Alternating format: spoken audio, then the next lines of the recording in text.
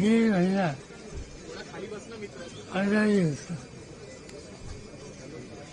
आणि आज पहिल्यांदा घराच्या बाहेर पडलो. म्हणजे काल इथं यायची इच्छा होती. त्याचं महत्त्वाचं कारण नागपूरमध्ये या व्यक्तीने मला जीवाभावानं साथ दिली, प्रेम दिलं.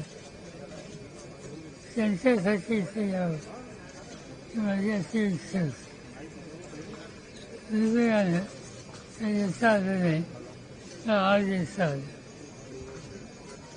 वर्धा जिल्हा, नागपूर या सगळ्या क्षेत्रामध्ये कथाभावने शून्यातून सगळं उभं केलं.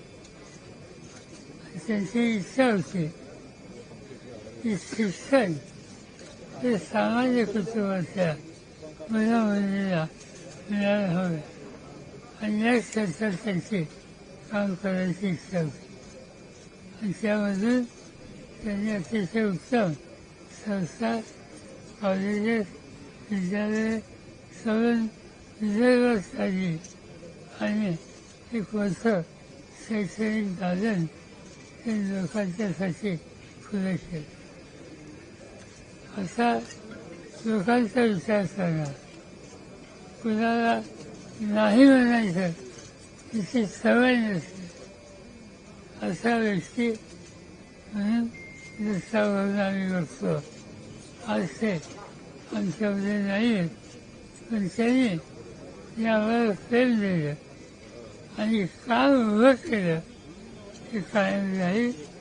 त्याची नोंद कायम इतिहासात असते. त्यांना मी माझ्या वतीनं, सरकारच्या वतीनं, पक्षाच्या वतीनं श्रद्धांजली वाहतो. आणि आज मला लवकर जायचं असल्यामुळं अधिक वेळ न घेता मी आपल्या सगळ्यांची रजा घेतो.